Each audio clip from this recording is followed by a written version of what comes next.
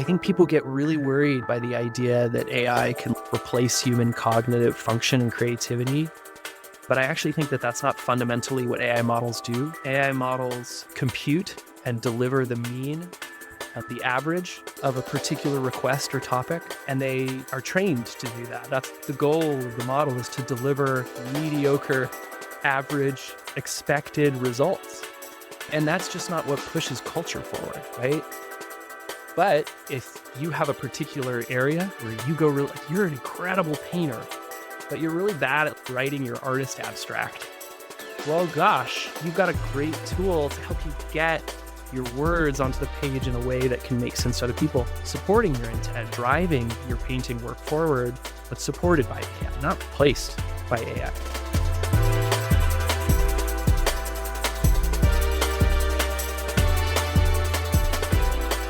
Welcome to the Daring Creativity Podcast, the show about daring to forever explore creativity that isn't about chasing shiny perfection. It's about showing up with all your doubts and imperfections and making them count. It's about becoming more of who you already are. My name is Radim Malinic. I'm a designer, author, and eternally curious human being. I'm talking to a broad range of guests who share their stories of small actions that spark lifetime discoveries, taking one step towards the thing that made them feel most alive. Let me begin this episode with a question. Are you ready to discover what happens when you dare to create?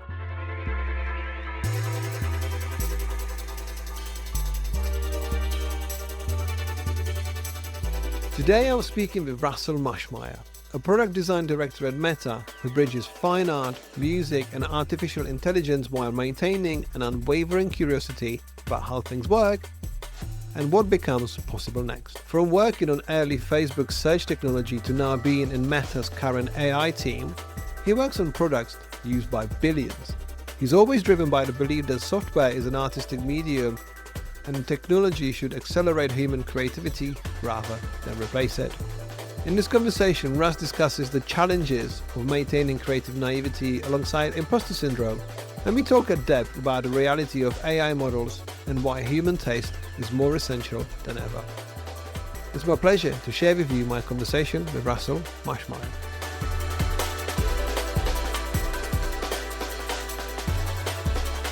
Hey Russ, how are you doing today? It's great to have you on the show.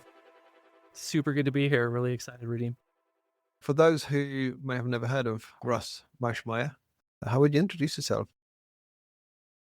Well, I'm a product design director at Meta, and I'm working specifically kind of in the AI space and just really exploring what's emerging as possibilities, because AI is constantly expanding what it's capable of, and that unlocks like a lot of new possibilities, I think, for the kinds of software we can build. And you've had a ton of creative people on, and they make different kinds of media, whether that's written media or visual media. I think of myself really more as an artist working in the software medium. I like that answer. Because have a look through, your breadcrumbs that you've got online and things that you do and sort of some of the things that you promote that you've created, and the artistry through code has been pretty much main path of your life so far, right? Yeah, it's funny. I started my adult productive life in college studying fine art. And so I was deep into drawing, like very realistic drawing and painting, installation art, performance art. I just did a lot of ridiculous, hilarious projects and interesting, investigations as an art student at NYU.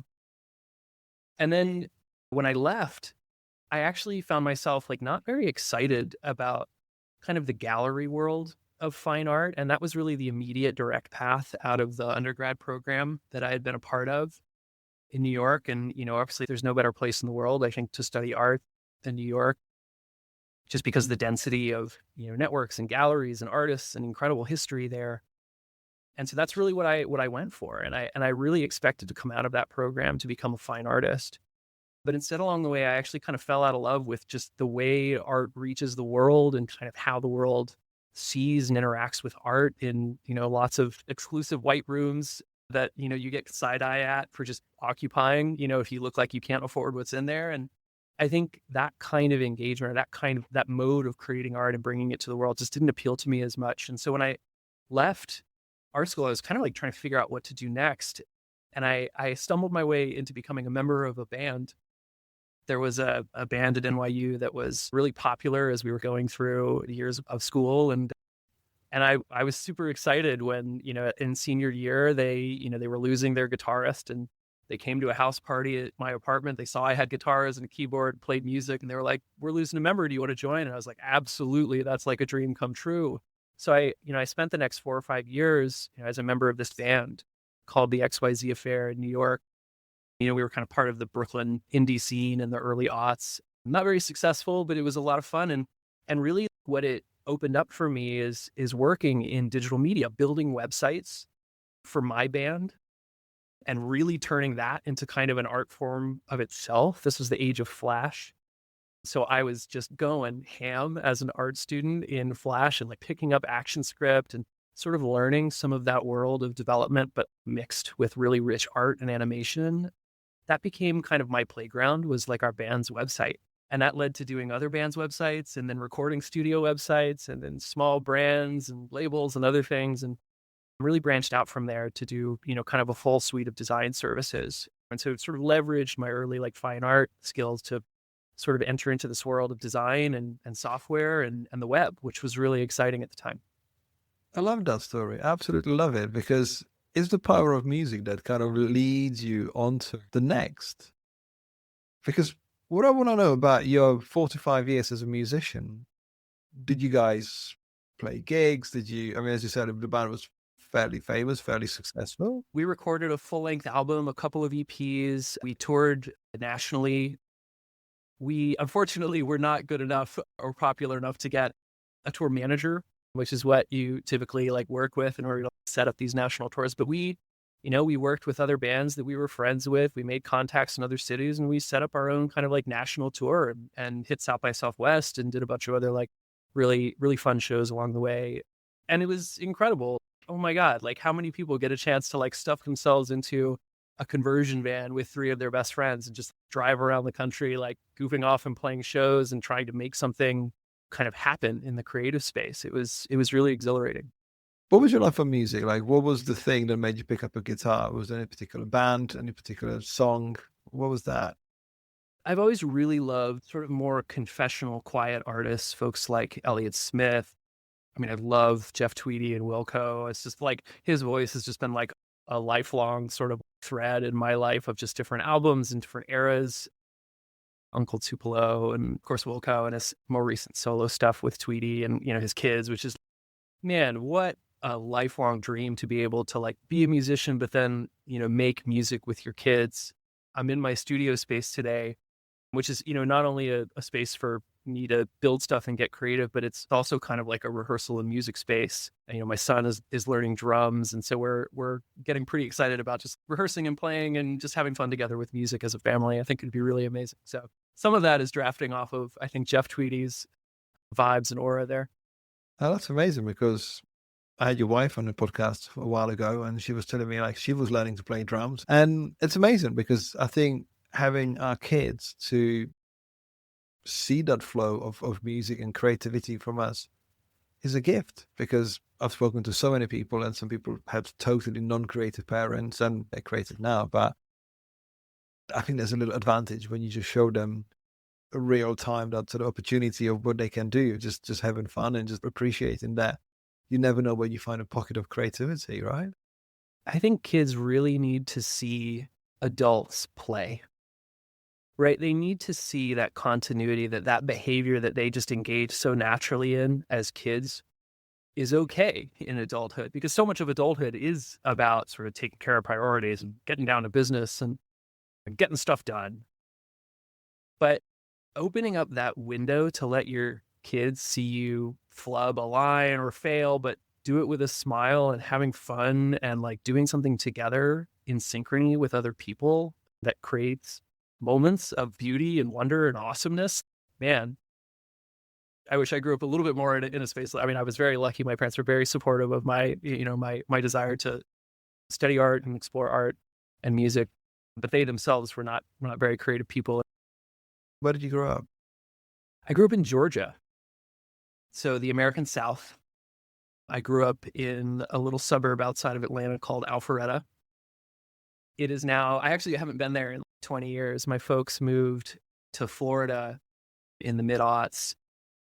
And so I actually haven't been back to my hometown, but my friends tell me that it's just absolutely transformed as a place. It used to be mostly like horse pastures. And, when my family first moved there, I was born in Tennessee, very much born and bred in the American South. I went to NYU, obviously, when I was 18 for college, but until then, grew up entirely in Tennessee and Georgia. And yeah, no, apparently my hometown is now unrecognizable. It's just luxury condos in the downtown and just every like fancy brand and store you can imagine. And it used to just be like a little greasy spoon diner and like an old bank and like the 75-year-old high school. And that was the whole downtown when I grew up there. And so I'm looking forward to actually bringing Jess someday because she's never been there either. Yeah, I mean, would you moan the demise of the old greasy spoon and the small bank? It'll just be a totally different place. I think it'll just be more of a curiosity visit than a desire necessarily to connect with, I think, what used to be there, which I think is, most likely long gone. But I've still got a number of friends, from high school and other things down there who are still in the old, sort of neighborhoods I used to live in and sending their kids to the same school by name. It's a new building, new place, but same name. And so I'll look forward to catching up with them when I head there.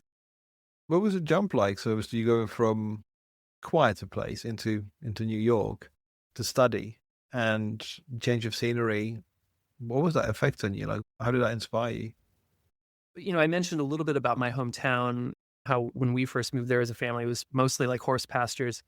It was on a crazy growth trajectory as a population center, as an exurb of Atlanta. It just became kind of the place or one of the 2 or 3 places that if you were an upwardly mobile person moving to Atlanta, which was exploding as a commercial and business scene during, the time I was growing up, there were just a handful of places you would really move if you didn't want to live in the city itself. And Alpharetta was one of those places. So it just grew insanely fast. I think we were, our house was in one of the first large planned communities in Alpharetta. But then, over the next, 18 years or 16 years that I lived there, probably 40 more sprung up. And there was like this whole mall. And my point is the whole town was basically built during my lifetime. And it really didn't exist before then. And so my early childhood experience was spent in this place where everything was new all the time. And that's really exciting and really fun. It's, oh my gosh, there's this new mall, there's this new store, there's this new restaurant, but they're all chains. They're all the same places you could kind of like get everywhere else in the country.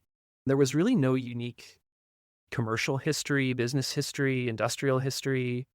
And when I went to New York and toured NYU for the first time, just to see what it might be like as I was touring potential schools, the thing that struck me when I just walked into the streets of New York for the first time was how old everything was. And that was fascinating to me. Like, I loved being in a place with so many layers of history, not just in the creative sphere, but in every sphere. Buildings were old, the culture was old, the networks were old, just like everything about New York was so much older than anything I'd experienced. And as somebody growing up in the UK, Europe, you're kind of constantly surrounded by history. And that was really what I was lacking growing up in Georgia, was any real history to the place that I grew up in. And so that was what really enchanted me and sort of drew me to New York, was trying to be a part of and learn from, kind of that history and just really enjoy it, live in that persistence of that history. It's interesting what you said about New York and what you said potentially about, and for example, my experience of London is just once you start looking up beyond the shop windows and start seeing all the details. And when I said, do you mourn about the demise of the quiet pastures and the horse trails? Because we need to preserve some of those details, because the modern architecture, because it goes up so quickly and the detail is not there. Sometimes people get it right, sometimes they don't. And you kind of thinking like, how much time did they spend on this building of this magnitude, of that layers, of that detailing? Because that's what we appreciate now. That's why people travel from different countries, not saying, hey, you got new high rises, let's see those. No one says that. They go, hey, I really want to see that detail of that past. And when you start digging into the stories and, as you said, the layers of history, it's fascinating, utterly fascinating.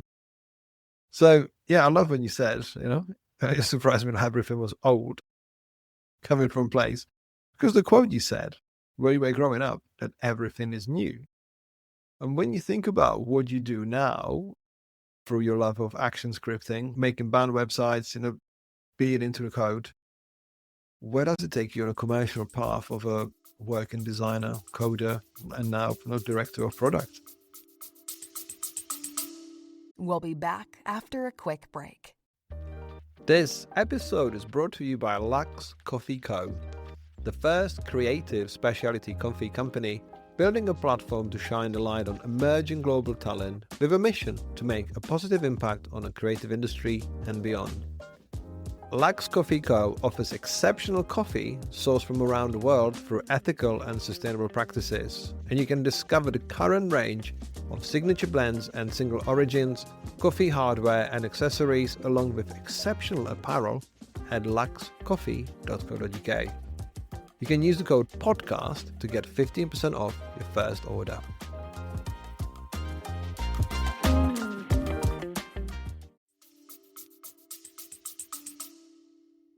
So I had this kind of grounding in fine art.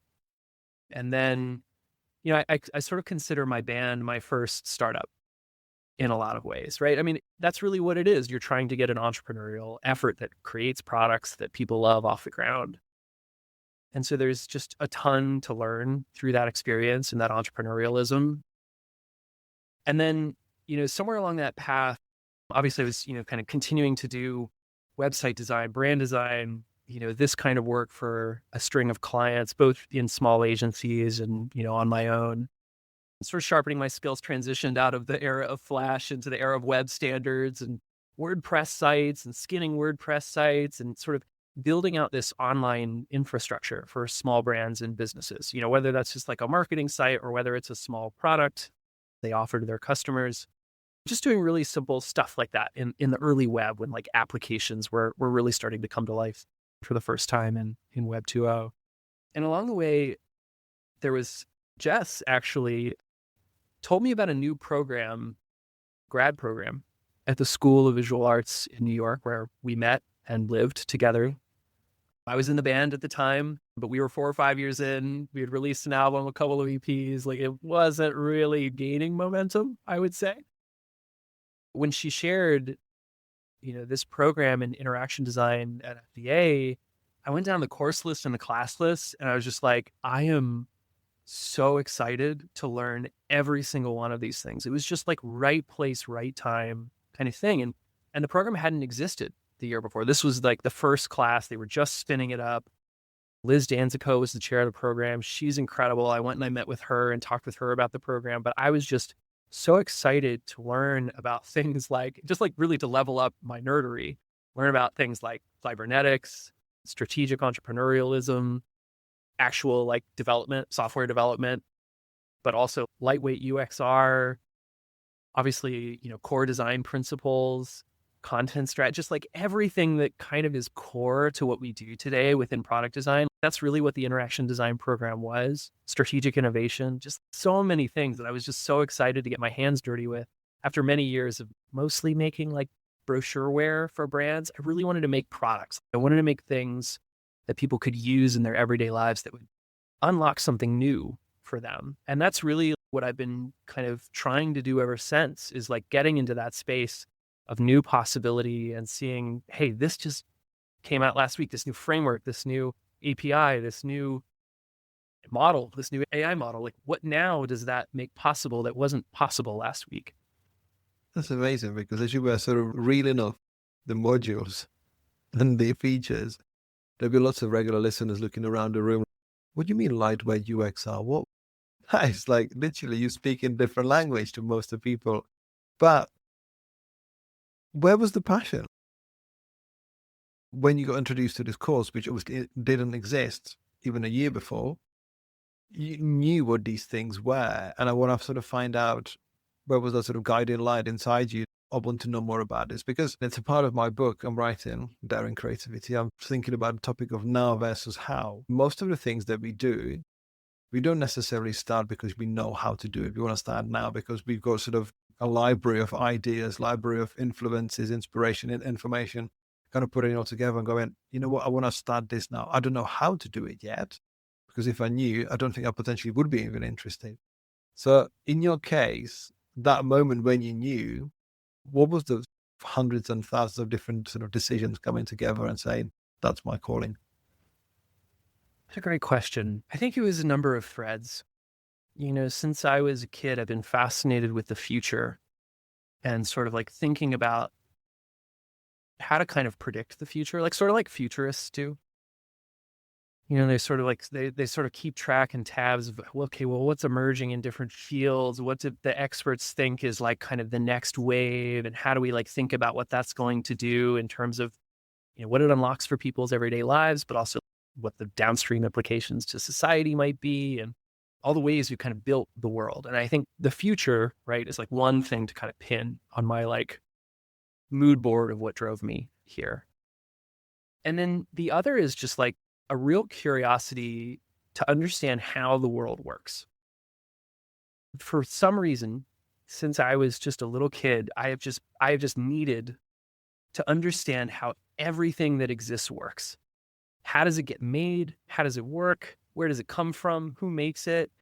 I certainly don't have comprehensive knowledge of everything. I'm only 43. I've got a number of years left to go and lots of fields to like investigate and learn about. But certainly the places where I've been really interested is software, computers. As a kid, growing up in the 80s, they were just becoming so powerful. Like the personal computer had emerged. I played video games and then the early web. But I didn't understand fundamentally how any of it worked. It just seemed to be this like magic sort of experience. And it was really important to me to fundamentally understand how humans made this thing. How it works. And so that kind of insatiable curiosity to just mechanically understand the world has been kind of another one of those things that I put on my mood board as a key pin for what drove me in. The program itself seemed like a way to open those doors to really understand how so much of what we use in this world, certainly around technology, not just the software and the screens that we look at and the information conveyed there, but the hardware itself wrapped around it, the sensors and the networks and the cloud infrastructure that makes the experiences that we have possible is just been an endless source of fascination as just like an engineering oriented kind of mind. If I'm doing my maths right, most of this stuff of your curiosity satisfaction was actually pre-internet. What was your way to actually find that information? Because with fine art, it's a little bit easier, potentially you can pop into a gallery or buy a book, but some of the stuff that you described that you really wanted to know how it was made, who made it, and where did it come from, that's a little bit hidden. That's not in plain view. Yeah, it's interesting. I think, I don't know how much it came from the environment or just intrinsically. I've always loved, there's a story from when I was a kid, and my older brother had one sort of early handheld video game console. It was called the Lynx. It was made by Atari. And, he brought it home. It had some California sports game on it and a couple of other like games. He played it and enjoyed it for a while, but as a kid, he had a bit of a temper. And so he ended up like throwing the handheld game set against a wall or just throwing it somewhere. And it hit and kind of didn't work anymore after. And I was like, oh, and I was all of 7 at the time, maybe 8. And I was like, I don't know, maybe I can fix it. And so I like literally grabbed a screwdriver and opened up the back of this microprocessor driven video game console as like a 7-year-old. And I'm like, oh, I can figure this out.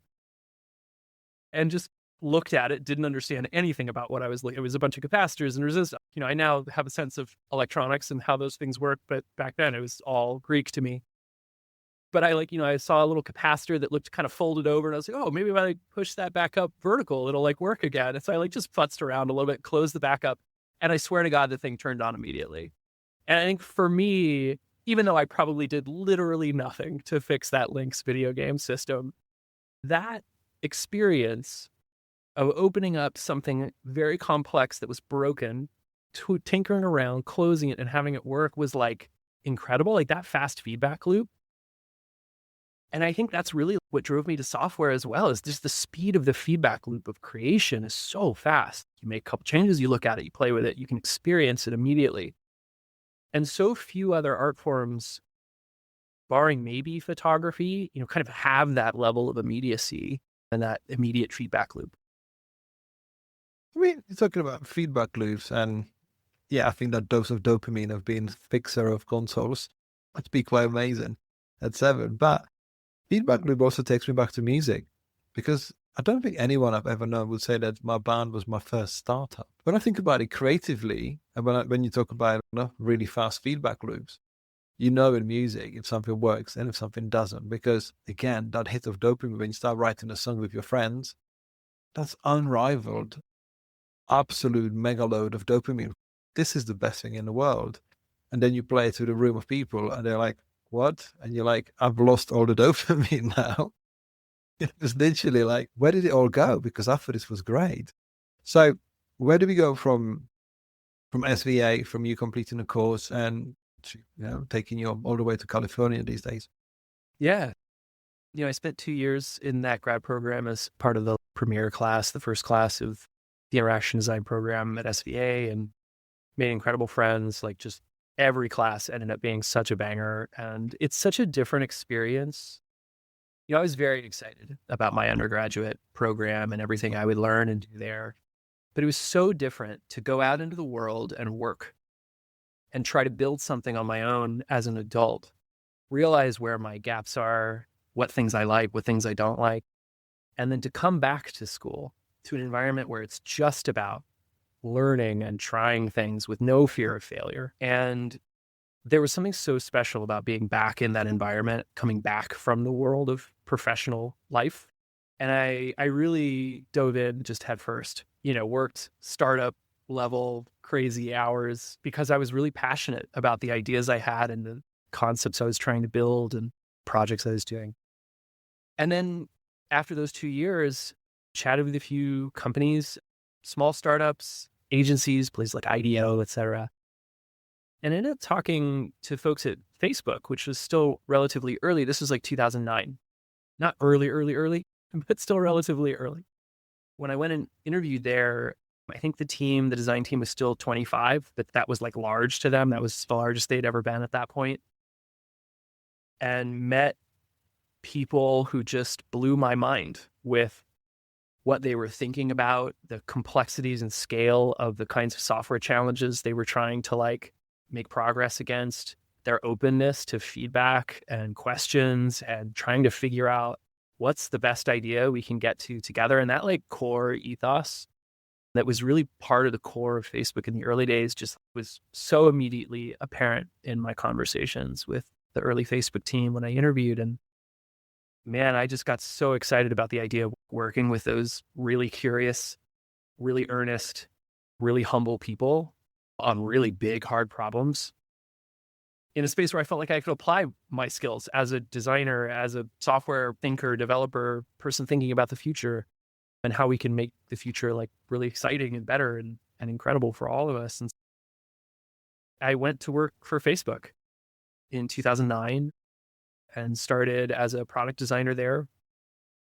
I started on groups, Facebook groups. We were just turning that into a mini Facebook inside your college campus. So if you had a NYU.edu email address, you could be part of the parent NYU group and only meet and find other students at NYU. So it was sort of like seeding little college-based Facebooks inside of the big, now mega, sort of everyone is invited Facebook. That was incredibly successful. We managed to seed and grow these incredible communities across pretty much every college campus in the country using Facebook groups. And then I rolled on to working on Facebook search, which was going through a huge redesign at the time. This was one of my first opportunities to really try and push on the state of the art for what an experience could be. At the time, obviously Google was the top name in web search. We were trying to unlock a completely different corpus, right? The content you and your friends share on Facebook, certainly only the things that are actually shared with you, not everything. And, your friends and, their experiences and their likes and dislikes, and sort of try and extract some try and help people sort of like find value in the networks that they had built and the things that they and their friends had shared, places they checked in, and try and build something really powerful that you could query just like you do today with natural language to say, hey, show me places my friends have been in New York, or like the best coffee shops my friends have been to in New York City. And it's boom, we'll just go and we'll look at all the places that your friends have shared. They've been in New York City. Well, look at your profile and sort of rank those against, our understanding of you and kind of give you a really great answer that's actually connected to your social network and the things that are relevant to you in your life. And that was a really interesting project, but unfortunately we were just too early. The AI models, like large language models, were certainly not what they are today. We built a really impressive, but a little brittle and futzy natural language engine that would parse anything you typed in into a set of like logical components and then try and answer those logical components kind of one at a time. But it was not as flexible and as robust as the LLMs that we have today that can just take literally any text you put in, understand it, and give you back like super relevant results. So we were a little early on that, but it was a lot of fun. I obviously learned a lot about the space that I'm now, of course, applying now that those models exist and we can leverage those. And, a lot of my like early excitement about how to take what I had learned in grad school and apply it to pushing the state of the art forward kind of really started with graph search and thinking about natural language search. And then, I worked on a number of other things and then was there for about 6.5 years. I actually didn't expect to be at Facebook that long. And so after about 6.5 years, I was like, wasn't I only supposed to be here for 2 years, learn a lot, and then go do a startup? Oh, maybe I should get about that. And so after about 6.5 years in 2008, I left to start a new adventure. Before we talk about your next, I want to still stay in 2009 for a short while, because what you're describing, that's quite a move. That's quite a jump.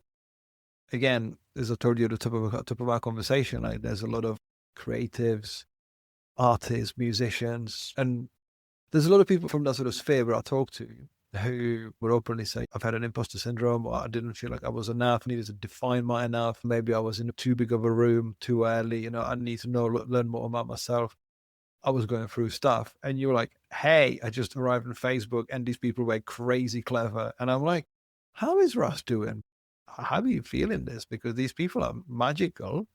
But how did you feel yourself in the set? Did you feel like, hey, I'm ready, and any sort of insecurities were going aside, or how did you do that? I still very vividly recall there was so much happening in my life at this moment, kind of exiting grad school, interviewing at Facebook, which at the time, it was not a sure thing. Like all of my teachers were like, do they have a design team? What?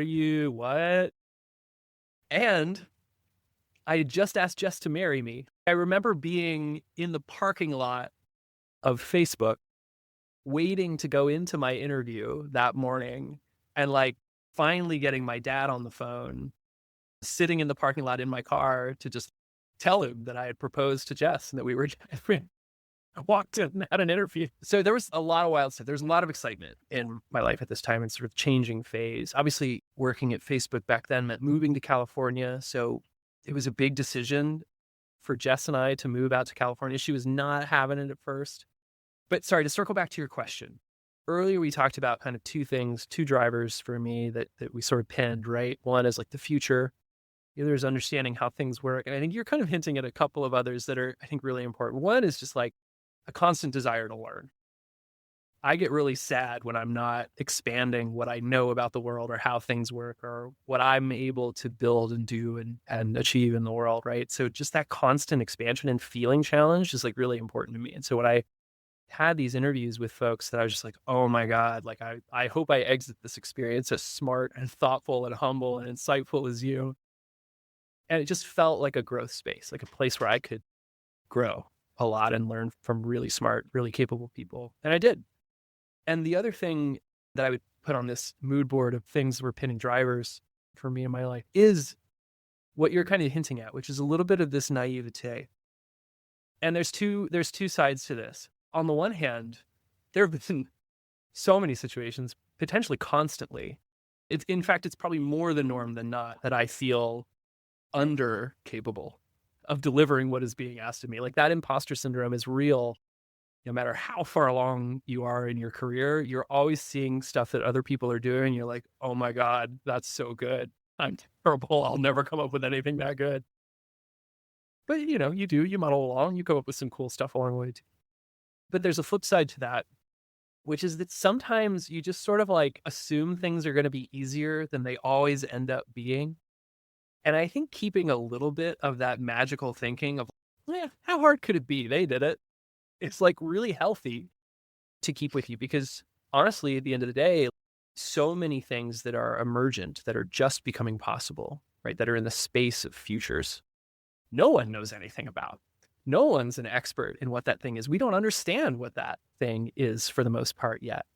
And it's a really interesting space to be both excited about learning new things, feeling a little bit of imposter syndrome and feeling like always a little bit like you have to prove yourself, but also having a kind of like, how hard could this be kind of attitude about things. I think there's just the right amount of breadcrumbs that you can see of, okay, these people have gone somewhere. They're leaving some clues, what they've created. I'll follow this. Because it's interesting when you talk about imposter syndrome, just is it even imposter syndrome, or is it just sort of that thing of, am I just a few steps behind this person because they're already ahead of me? They're not necessarily better. They're not necessarily wiser. They just done those reps a few times before. And that's what, makes them look confident, but they might be feeling exactly like you because they're trying to prove themselves to somebody else or to themselves. So it's just thinking about it. It's just a journey. But it's really, I think what's really interesting to this conversation that you work in a, slightly different field, yet the feeling and the perception is universal. It just doesn't matter just because you're not proving yourself with your brush strokes and, choice of canvases and colors. The feeling of being enough. It doesn't matter what you do because ultimately it's about, how you perceive yourself within your environment. I think one thing that has been really interesting to learn as I've explored different fields of creativity, right? Whether that's fine art, visual art, music, writing, technology. I think you're exactly right. I think the same themes, the same tensions exist in every field. And I think my perception, my sense is that every field has a conversation that is progressing within the culture of that field, right? And it's some mixture of what do we want this to become? What's possible for it to become? Whether that's physics, whether that's painting, whether that's creative writing, whether that's software. And obviously it breaks down into all the sub niches of all of those fields. There's all of these individual niche cultural conversations happening. And I think one thing that I've discovered is that it's actually quite easy when you drop into a new field because of the information sphere that we built around the internet to come up to speed really quickly on where the conversation is in any field, to understand what has come before and where we are now and what people are looking ahead toward. And I think if you get really good at sort of like ingesting all of that context up to today, what's going on in the field today for any given field, almost immediately you'll have jumping off opportunities to say, okay, that's what came before. This is what people are thinking is happening next. Here's what I understand is eternal about human need, human desire, human behavior. What do I think is the most likely outcome of the possibilities set ahead of us? And how do I build something into that space that brings people joy, brings people value, helps them do something that's really important to them? And that core has been really sort of the driving force for me in building software and thinking about the future is what can we unlock next for people that they'll love? That's amazing. Beautifully said. By the way, I have to say, thank you for clarifying the situation in the parking lot before Facebook interview, because for a second I'm thinking, you didn't ask her to marry her in the parking lot just outside Facebook, because for a second, that's what it sounded like. Oh, no, my proposal was so much more ornate and complex than that. Okay, well, I'm glad it wasn't next to your Fiesta outside, at headquarters. So you were at Facebook for 6.5 years. You went around a few places through, places like Shopify, And then you come back and you're back at Meta, now at Meta as a director of product, and obviously you work on pathfinding. When I spoke to Jess on this podcast nearly a year ago, she told me about the fact that when you enter the role, which involves AI, the situation for a few weeks was a bit frosty because it's a new situation. It's a developing situation. Like, obviously we're learning. And I think what I'm actually displaying here was like, from some of the previous guests, it was like people were scared about AI. Like, what is it? More than anything, what is it and what is it going to do? Because it's still being very much defined, because as you and I had a conversation a few months ago when we met, we talked about the fact that there's different AI for different reasons, for different ways, for different products and all different uses. And that sort of shake-up when OpenAI just came out and said, like, hey, it's ChatGPT, off you go. And everyone goes, holy God. For the first time, someone openly called the AI as a product, because we both know that machine learning has been around for, a couple of decades. But just a change of wording and slight tweak in usage, and people go, oh my God, what are we going to do next? I believe you told me that you emailed Mark and said, I think we need to get on with AI. I think that was the sentence you told me.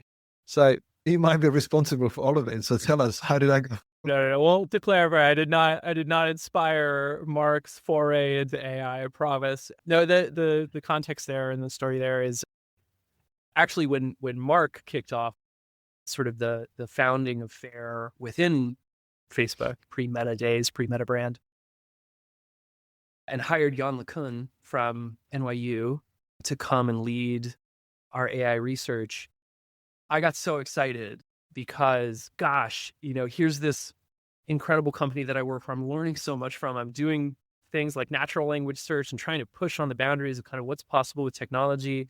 And oh my God, we're founding an AI lab here. Can I please be involved? That was my email to Mark. I'm really enjoying search, but gosh, if there's any way or any reason you need design support with FAIR, please count me in. And he was really kind. The company was much smaller back then. And he responded to my email. He's like, no, you're doing great work on search. Please stay there. We won't need design here for quite a while. Which he was right about. It was fundamentally research for a long, long time until just really the last couple of years. But I'm back and I'm working on AI. So it ultimately came full circle. So with the work that you do on large language models and AI implementation in Meta tools through your team, how do you put yourself in the position of a user and say, that's what we need to do? Where can we make a difference, and how can we actually make the future? This actually kind of connects to our earlier conversation about history a little bit. And I think one of the things that has been so important for me to understand, or to be able to somewhat reasonably have a sense of where things are going to go, or what's going to hit, what's not going to hit when you put it out in the market and people try it, is having that sense of cultural history.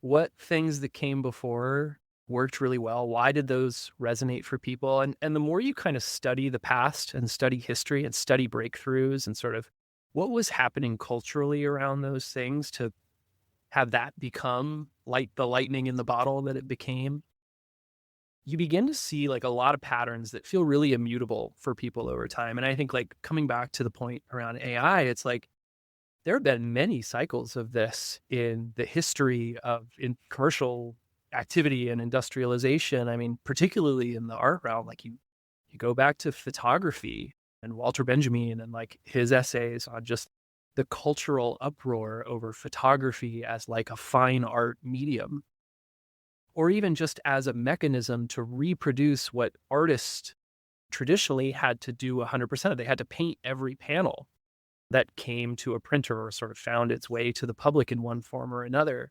And of course, photography comes along and mechanical reproduction, and suddenly it becomes almost industrialized. It's not something that an artist has to touch. And the emergence of the graphic designer becomes a reality, or at least changes in phase and function based on these new tools. And the same thing happened with, the rise of the personal desktop computer and publishing software and graphic design software on computers.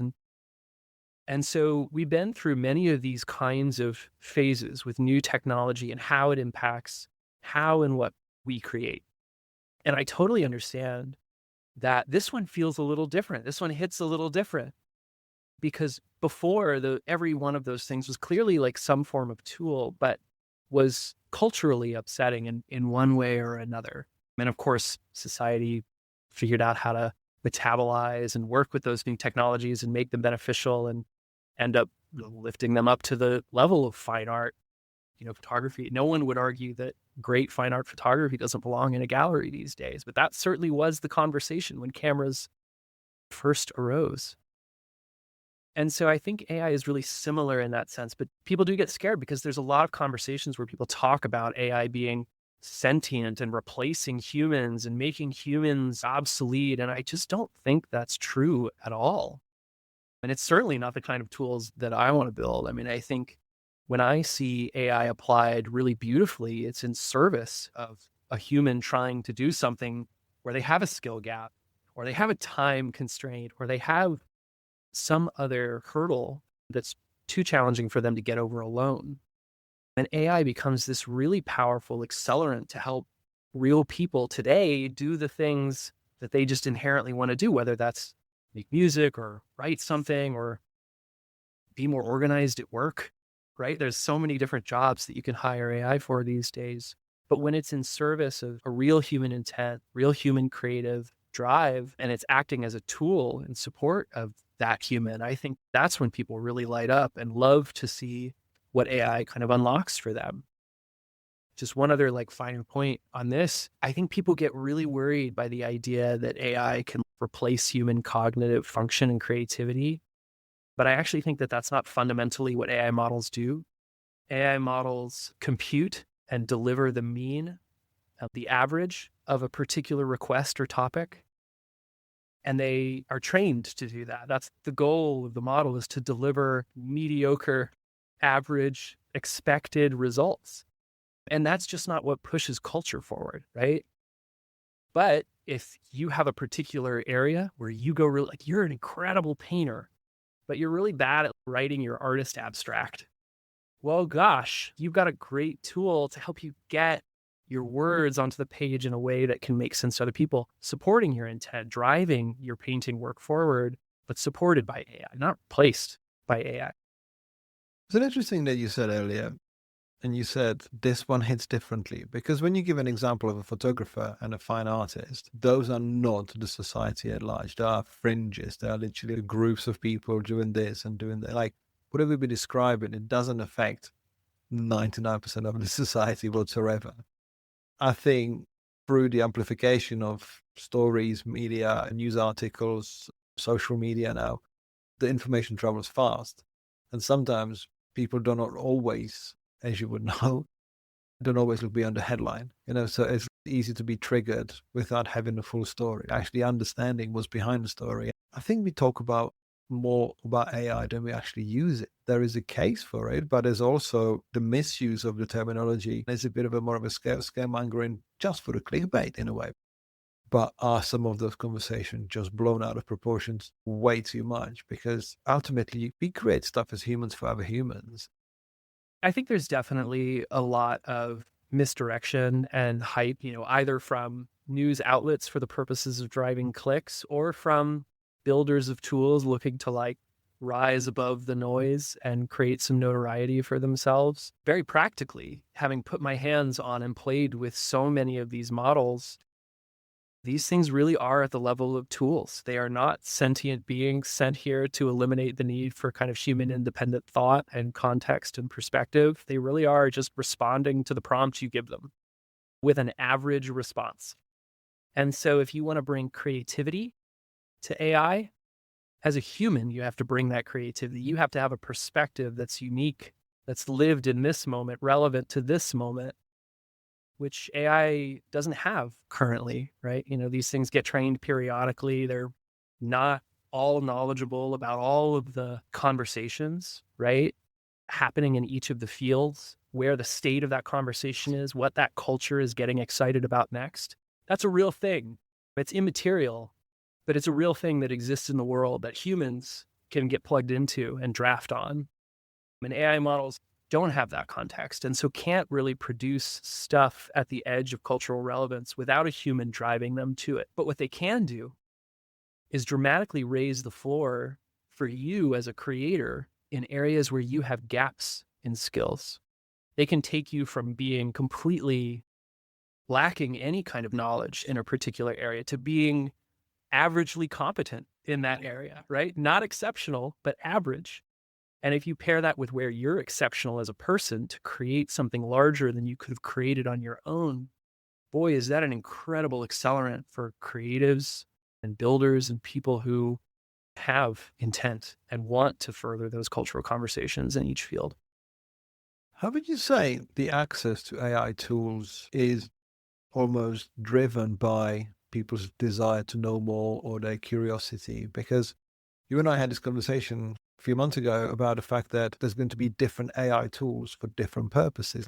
No AI tool can really do the one thing really well. And thinking about it again from this side of the argument, let's say I know that Photoshop is for creative stuff with bitmap stuff, and you got Illustrator and you got InDesign is very well signposted, it's labeled, you got a list of features, you know kind of what to do with and how. And then you got the new AI models, and like it does this and it does that. And it's almost like you're almost guessing what's underneath the bonnet. It's like buying a car, which is just a white box, and going, what do you do with this? Where do you drive it? I think that's exactly right. I mean, I think even for the researchers who build these models, I think one of the things that's most amazing is you have a kind of architecture, you know, the different functionalities of what kinds of information like the thing is tracking and able to sort of like segment out and understand about all the data. You'll kind of feed it in to kind of build its model. But even researchers discover emergent capabilities they didn't plan for that seem to kind of fill in between the gaps of the things they explicitly decided to design and build for. And so there's this really interesting phase with every model that comes out where they basically just hand it to designers and people to try to do interesting new things that are adjacent to what they know it can do and just sort of see what else has it kind of figured out how to do. And so some examples of this are like, you know, with video models, which are like going to be, I think, a huge topic of discussion over the next year as they advance and become like the pretty incredible tools, is you train a video model to take in a text prompt request and generate a series of frames that make sense as a video based on that prompt. But you can also ask it to mask out certain things from a video that you hand it, and it will do that. And it will just perfectly rotoscope and crop some object because it understands language. It understands how to process frames. It understands how to process pixel. And therefore, it just learns how to just do that on its own, which we call those kind of emergent capabilities or emergent behaviors. And they're happening all over the place. And it's fascinating, but it's driven by the core data itself and sort of the connections it can make in the data that it already has and capabilities that it already has, even if those things weren't necessarily explicitly planned for up front, which is fascinating. But it's not the same thing as truly open human level logic. It's what are the adjacent things that are also kind of included in the data that we just didn't really think about. It's really interesting what you said, that these tools are given to designers, creatives to try what to do with them. Because ultimately, as you talked about, a sort of history and a cultural history, how many instruments or drum machines were bought for one purpose and then totally reinvented through a misuse in a way, or creativity, or just use it for the purpose it wasn't invented for or created for. And what can I do with this? Where can I plug it here? What can I do with this? And find a sound that's not in there. And when you think, for example, I'm thinking of the 808s and the 303s, you know, and you get people like Chemical Brothers like playing guitar pedals through keyboards, through drum machines. That's a beautiful chaos. But no one can say, hey, listen, this was for this particular use. You can't use it for anywhere else, because that's where the magic really happens. When you think about it, we're being given these turbocharged tools that really can unlock, well, I'm now unlocking already, sort of opportunities and ways of creating things that would normally be 5 or 6 different hardware inventions away, if not 10. This is defined. So I think seeing this as an opportunity, I think, is potentially a gift for someone, because when you fear it, you only will be fighting it for a while until you really realize that potentially it can be really good for you. I personally have a ton of fun playing around with these things and trying to stretch them and figure out what are they going to be good for? Why would somebody actively choose this tool or use this in their life? And I think that hacking that you're talking about is the best sign of a great tool, is one that can be bent to new uses creatively by a person, with intent, with taste, with a sense of that cultural zeitgeist of, what's going on in their field, what would be interesting to other people. And I think only humans still have that unique perspective. I like to use the word taste. It's debatable. Or shall I say subjective? Well, I definitely don't want to say that every video ever created by an AI model is of taste. That is not absolutely what is happening there, but certainly human taste still exists and matters in the open market. And if you're someone who makes stuff, it's still just as important to bring your lived human perspective and taste to whatever you make, whatever tool you use, whether it's AI or not AI, as it ever was. I love for someone who says that, you were always into the future, you were a futurist, looking at the nature of how things are built. You are in the right place at the right time. I mean, I'm happy for you that this is where you find yourself, and you are being more excited about learning and creating more than ever before, well, more than ever. But what I want to know for someone who's interested in the future, how do you see the immediate future? And if you would bear to guess where we see ourselves in 5 years or 10 years, which seems more like light years, like how do you view and what do you do from where you are? What do you reckon you'll be doing in 5 to 10 years and what you might be doing it with? Because I'm not asking you to play God. As somebody who obviously has been passionate about software for a long time and even dabbled in before AI, could do some of this for you, writing my own code and apps and trying to build my own artifacts and release them into the world, but not really being a true developer, always being a little bit limited on that end, having to rely on a larger team of engineers to build the ideas and experiments that I wanted to try. And we have just phase changed into a new era where I can spend all day in Cursor building anything I want, immediately testing it out on my desktop, my phone, wherever, right away, having that fast feedback loop, right? I'm no longer in Figma, sort of like playing, okay, what's the perfect UI for this experience, devoid of any actual interaction with the software or the model. And I can just go plug into a model, start building UI around it.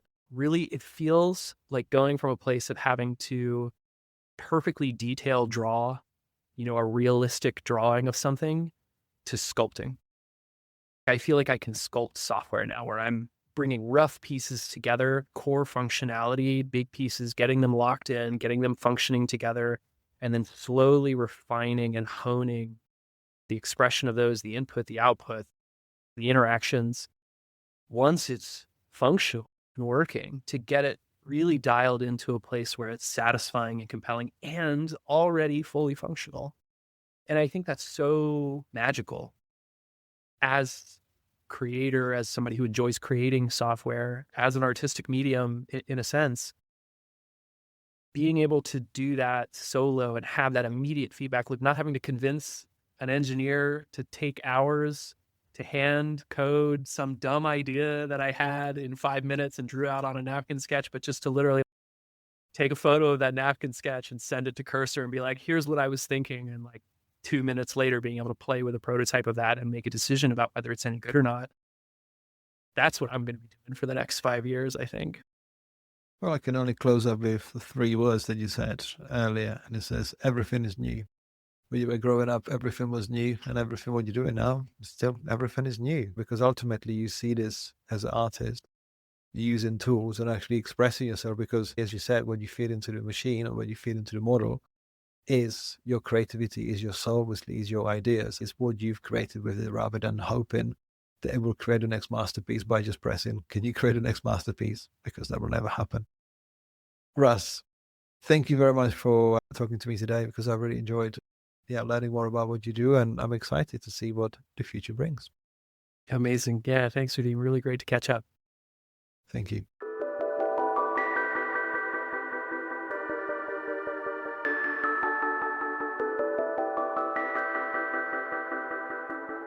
Thank you for listening to this episode of Daring Creativity Podcast. I'd love to know your thoughts, questions, and suggestions. So please get in touch via the email in the show notes or social channels. This episode was produced and presented by me, Radim Malinic. The audio production was done by Neil Mackay from 7 Million Bags Podcast. Thank you, and I hope to see you on the next episode.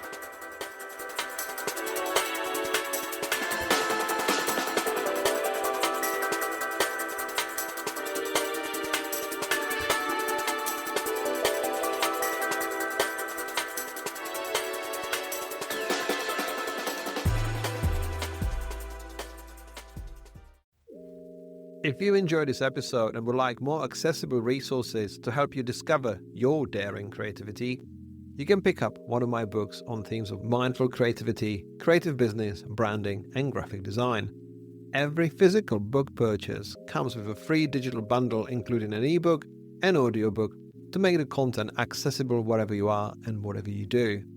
To get 10% off your order, visit novemberuniverse.co.uk and use the code podcast.